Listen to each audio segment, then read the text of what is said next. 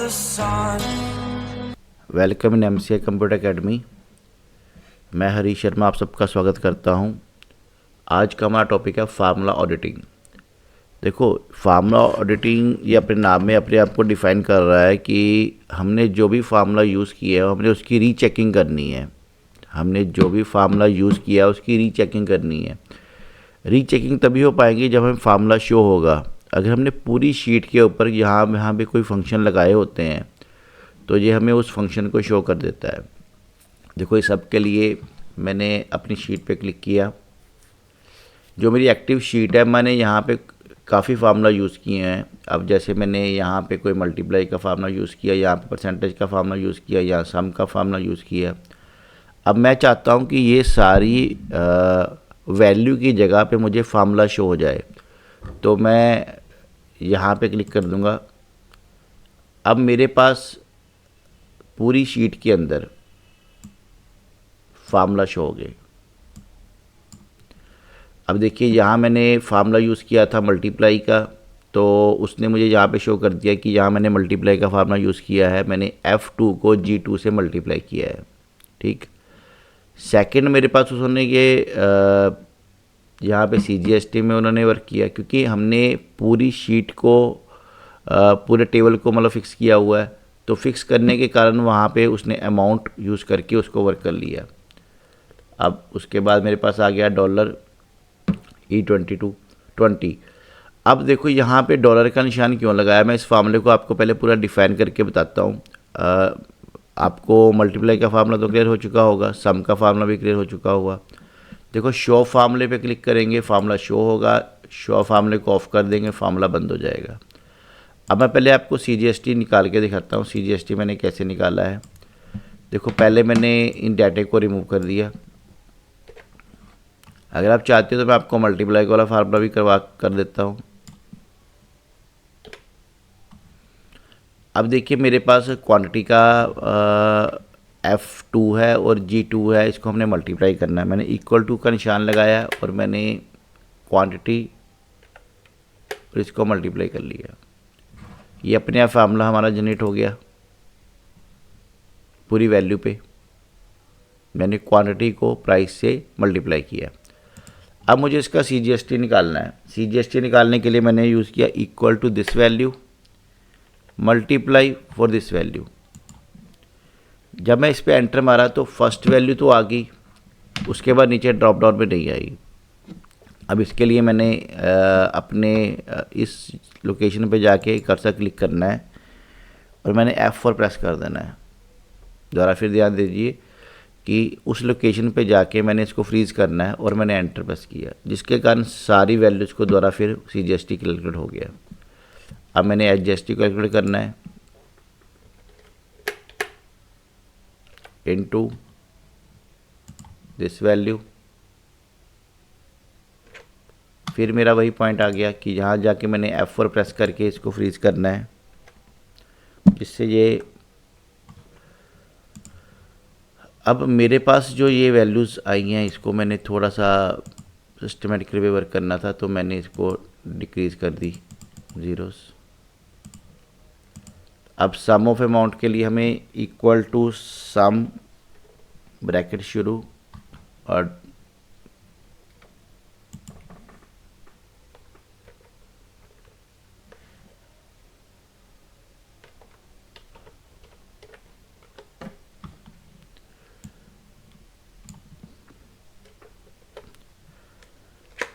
मैंने जो पहले शॉर्टकट कमांड आपको सारी बताई हैं उसको प्रॉपर याद करना है। अब जैसे मैंने यहाँ पे शॉर्टकट यूज़ कर सकता था मैं सम की। अब मेरे पास पूरा का पूरा फंक्शन आ चुका हुआ है। अब मैं चाहता हूँ कि फार्मूलाज के अंदर जाके मैंने शो फार्मूला पे गया और सारे फार्मूले शो हो गए। क्वांटिटी को प्राइस से मल्टीप्लाई किया है, अमाउंट वाले कॉलम को हम लोगों ने इससे मल्टीप्लाई किया है। तो शो फार्मूला हमें ये डिफाइन करता है कि हमने कौन कौन सा फार्मूला किस लोकेशन से कहाँ से शुरू किया था।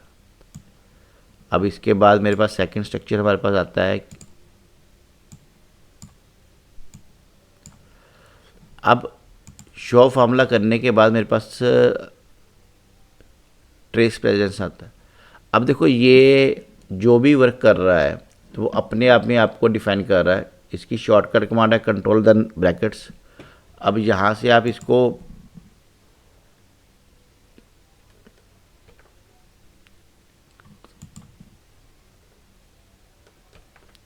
प्रॉपरली यूज़ कर सकते हो। ये हमने ट्रेस प्रेस,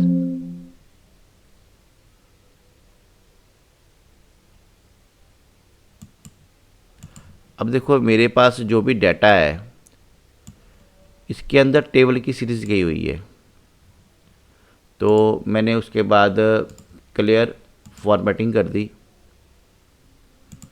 और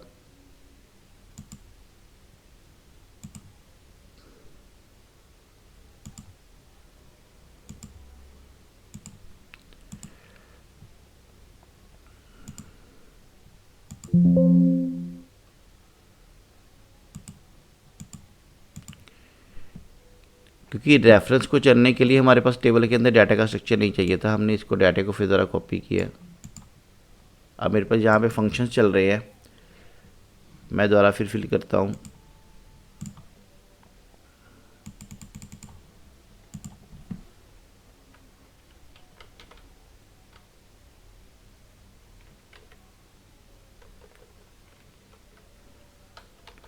क्वांटिटी, रेट, अमाउंट,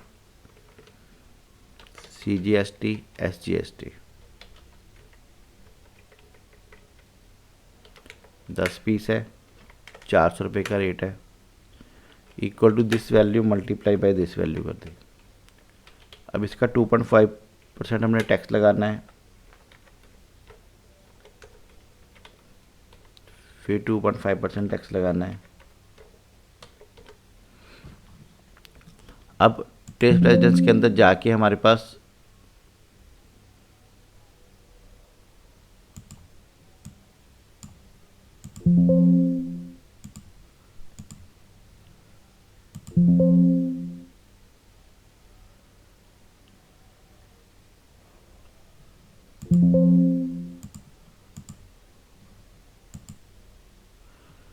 देखिए इसके लिए हमने जिस सेल पे हमने उसको वर्क करना है, हमने उस सेल को सिलेक्ट कर लेना है कि हमने इस पे सेल पे क्या फार्मूला यूज़ किया है। अब मेरे पास जो SGST है वो इस वैल्यू का टैक्स निकाला गया है, ठीक है। अब इसकी जो ये वाली वैल्यू है ये किसके डिपेंडेंट है, तो उसके लिए भी हमें उसको बताना पड़ता है कि ये वैल्यू किस लोकेशन से वर्क हुई हुई है, ये उसकी डिपेंडेंट है। अब मैं दोबारा इसको रिपीट कर रहा हूँ। आपने जो वैल्यूज़ को वर्क करना है, जैसे मेरे पास CGST को मैंने सेलेक्ट किया तो ट्रेस, अब वो ये बता रहा है कि ये वैल्यू इससे मल्टीप्लाई होने के बाद यहाँ से वैल्यू से वर्क हुई है। अब इसको अगर हमने रिमूव करना तो रिमूव कर सकते हैं। अब मेरे पास अगर ये वैल्यू को मैंने क्लिक किया कि अमाउंट कहाँ से जनरेट हुई है, तो ट्रेस पे जाके वो ये बता रहा है कि आपने इसको F2 को इससे मल्टीप्लाई किया तो इससे शो हो रहा है। अगर मुझे इसको रिमूव करना है तो रिमूव कर सकता हूँ। अब इसके बाद मैंने यहाँ पे इस कर्सर पे क्लिक करके ये शो करता हूँ कि ये वैल्यू कहाँ से जनरेट हुई है, तो ये इससे ट्रेस हुई है, मतलब इस वैल्यू देन इससे। अब अगर इस वैल्यू पे क्लिक करता हूँ वो उसकी ट्रेसिंग बता रहा है। अगर मैं किसी और कर्सर पे क्लिक करता हूँ तो ये एक पूरा ट्रेस करके बता देगा कि कौन सी वैल्यू को किस जगह से, ये ट्रेस डिपेंडेंट बता दिया मैंने। और रिमूव ऑल पे क्लिक करके रिमूव कर दिया। इसको देखो प्रॉपर एक समझिए कि कैसे करना है कि हमने जब भी जहाँ जिस लोकेशन पे फार्मूला लगाया हुआ है उस फार्मूला वाले लोकेशन पे जाके हमने कर्सर रखना है। कर्सर रखने के बाद हमने इस पे क्लिक करना है और हमारे पास यहाँ पे ये एक फार्मूला भी आ जाता है।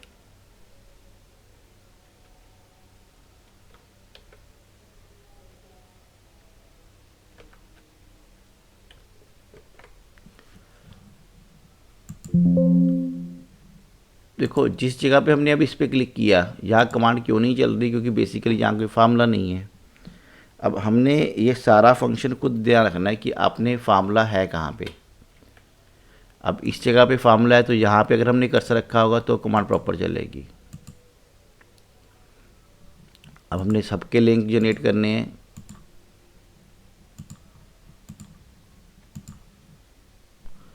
और सबके लिंक को हमने इस जगह से जनरेट करना है साथ में।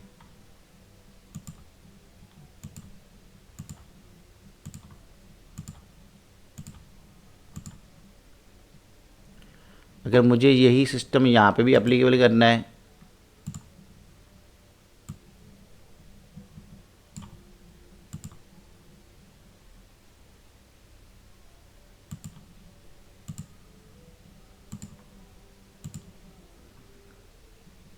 तो ये हमें प्रॉपर शो कर रहा है कि कौन से फार्मूले की किस लोकेशन से वर्किंग हुई है।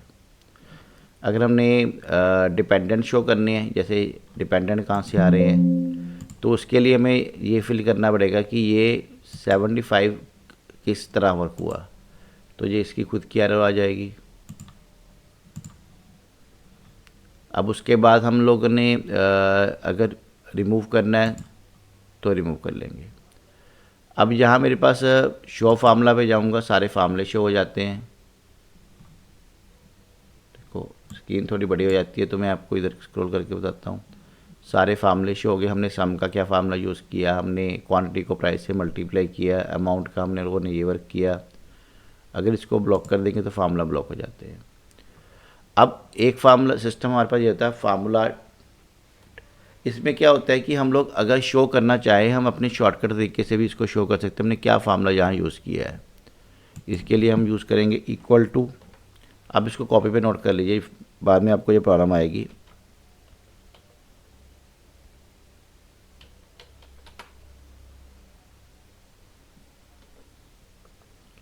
अब मान लो इस पॉइंट का मुझे फार्मूला चाहिए,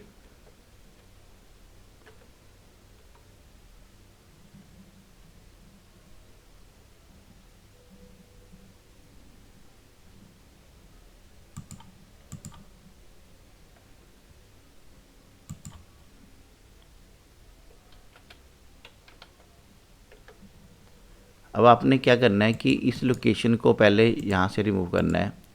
हमने उसको डिफ़ाइन करना है कि आपने फार्मूलाज कहाँ पे यूज़ करना है। देखो अगर तो हमें जो जितना भी फंक्शंस हैं यहाँ पे शो हो जाता है, तो हमने अब इसको इवेलुएट करना है। अगर एरर चेक करनी है, जब कुछ चीज़ चेक करनी है, एरर चेक तब हो पाएगी अगर हम पहले एक शीट पे पूरा फंक्शन करेंगे। देखो अभी हम लोगों ने ट्रेस प्रेसिडेंस कर ली, ट्रेस डिपेंडेंट कर ली, कहाँ से इसके डिपेंडेंट है, रिमूव भी वर्क कर लिया, और शो फार्मूला पर क्लिक करके फार्मूला भी शो कर दिया। अब हमने एरर चेक करनी है कि हमने कोई फार्मूला लगाया है तो उसके अंदर कुछ गलती तो नहीं हुई है, तो उसकी हम एरर चेक भी कर सकते हैं। अब देखो जैसे हमने कोई फार्मूला यूज़ किया तो उसके लिए हमें एंटायर शीट पे वर्क करना पड़ता है। अब देखिए मेरे पास जैसे ये हमने वर्क किया था, इसके बाद मैंने एक फार्मूला यूज़ किया यहाँ पे,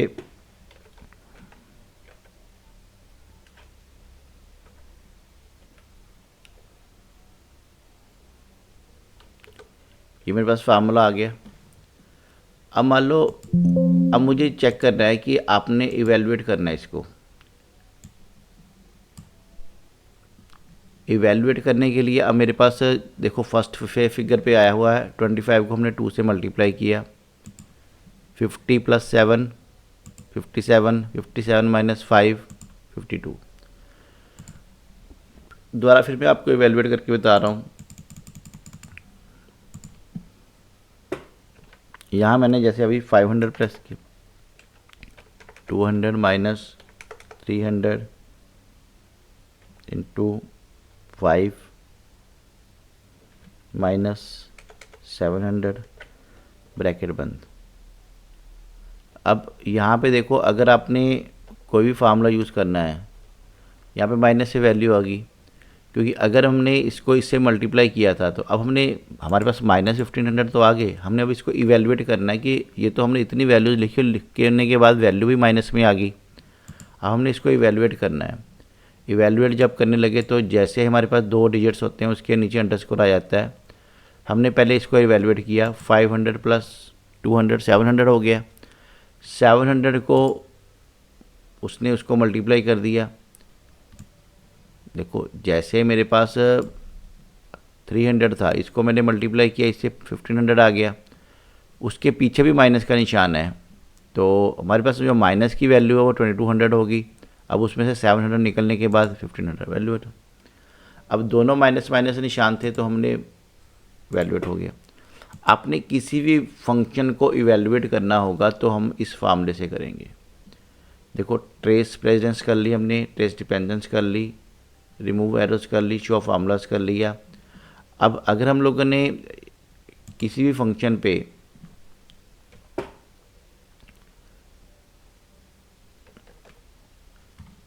अब हमने अगर इसको रिमूव करना तो रिमूव कर देते हैं। फार्मूला ऑडिटिंग का कंक्लूजन यही निकलता है कि जो भी हम फार्मूला यूज़ करते हैं हमें ये शो कर देता है कि हमने क्या फार्मूला यूज़ किया है और वो फार्मूला किस वैल्यू को किस वैल्यू से मल्टीप्लाई करने के बाद, मल्टीप्लाई माइनस प्लस करने के बाद हुआ है। दोबारा फिर मैं देखो यहाँ पे करता हूँ। यहाँ मैंने 100 लिखा, यहाँ मैंने 400 लिखा और यहाँ पे जाके मैंने इसको 100 प्लस 400 कर दिया। अब मान लो देखो मेरे पास ट्रेस प्रेजेंस आ गई, वो ये बता रहा है कि जो 500 बना है वो 100 और 400 को वर्क करने के बाद बना है। देखो एरोस कितने उसने बता दिया। मैं आपको दोबारा इसको फिर एवेलुएट करके बताता हूँ। अब मेरे पास यहाँ पे 700 है, यहाँ पे 900 है, यहाँ पे 800 है। अब मुझे तीनों वैल्यूज़ को आपस में सम करना है, तो मैंने कर लिया कि जैसे B2 प्लस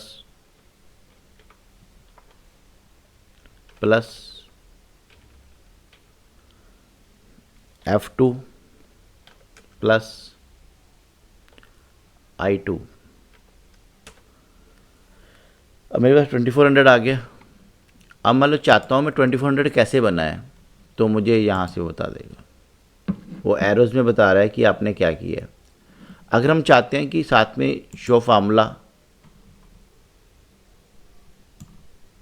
भी शो हो जाए कि हमने जो जो किया,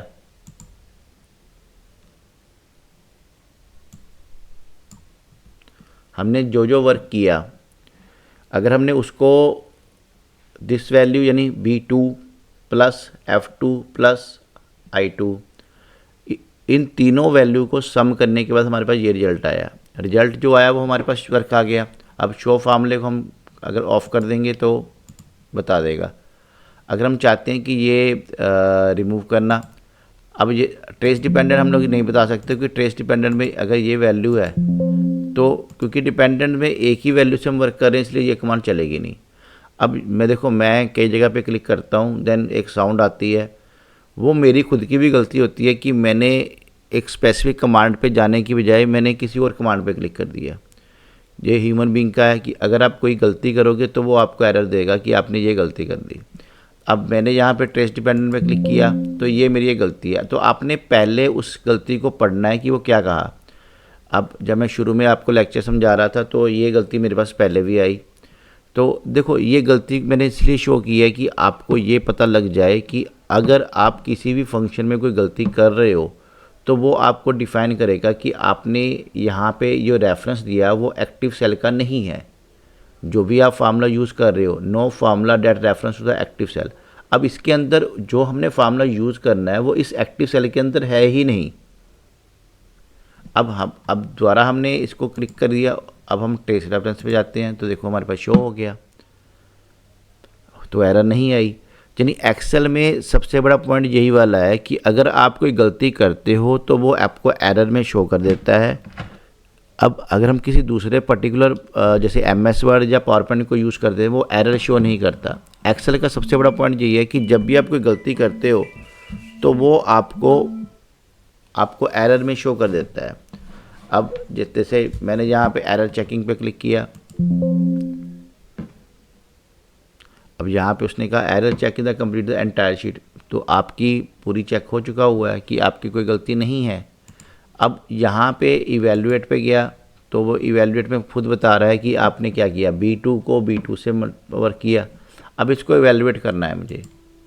वो कहता है उसको पहली वैल्यू है 700, दूसरी वैल्यू है 900, 1600, फिर उसको इवेलुएट किया 800, देन हमारा 2400 आ गया। अब देखो ये, अब मेरा जो लास्ट लेक्चर था इसमें समझाने का थोड़ा सिंपल तरीका था। तो अब जैसे जिस सोर्स से आपको समझ लग सकता है, मुझे तो आपको मेन फार्मूले समझाने हैं या एक्सेल के फंक्शन सारे समझाने हैं कि आपको जिस सोर्स से। अब देखो मैं ज़रा रीस्टार्ट कर रहा हूँ। पहले मेरे पास B2 था, वो B2 को शो कर रहा है, उसकी वैल्यू आ गई 700। पहले वो सेल के नंबर को शो कर रहा था, फिर उसकी वैल्यू 900 आ गई। उसने क्या कैलकुलेट किया, 700 प्लस 900, 1600 आ गए हमारे पास। अब जो I2 की वैल्यू उसने शो कर दी, यानी वो स्टेप बाय स्टेप इवेलुएट कर रहा है। अब दोनों को इवेलुएट करना है तो 2400 आ गए। अब यहाँ पे रीस्टार्ट पे जाके step in, step out, step in, हमने क्या स्टेप यूज़ किया, हमने क्या स्टेप आउट किया और देन क्लोज कर दिया। अब देखिए इसके अंदर होने वाली सारी कमांड्स हमने कंप्लीट कर ली। आशा करता हूँ मैंने आपको सिंपल तरीके से भी समझा दिया, एक टिपिकल वे से भी समझा दिया। अगर आपको जिस सोर्स से प्रॉपर कमांड समझ लग जाती है वो सोर्स से कर लीजिए। मैंने आपको एरर भी करके बताई कि हमारे पास एरर्स कौन कौन सी आती हैं। तो आपकी अभी आज की डेट में फार्मूला ऑडिटिंग वाली कमांड कंप्लीट हो चुकी हुई है। अगर आपको इसके में कोई प्रॉब्लम आएगी तो आप मुझे कमेंट बॉक्स में लिख के भेज दीजिए। Thank you for the watching.